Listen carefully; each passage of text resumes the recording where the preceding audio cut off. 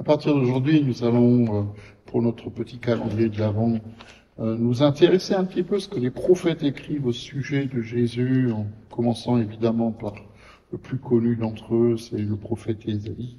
Et au chapitre 9, c'est aussi un texte qu'on lit souvent dans le temps de l'Avent et aussi le soir de Noël.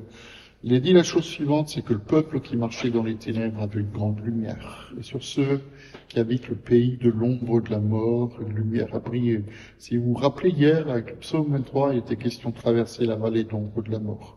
Mais ici, il y a une promesse extraordinaire. C'est si nous habitons dans le pays de l'ombre de la mort, alors il y a une lumière qui brille. Et puis la suite de ce psaume, qu'on pourrait lire en entier, évidemment. Un enfant nous est né, ça nous rappelle la naissance de Jésus. Un fils nous est donné, la souveraineté reposera sur son épaule. On l'appellera, rappelez-vous, merveilleux, conseiller, Dieu puissant, Père éternel, prince de la paix.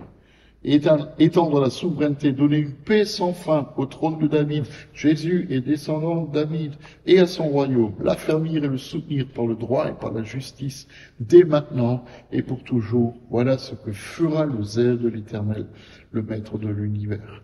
Quel texte absolument extraordinaire pour nous préparer à accueillir le Sauveur du monde.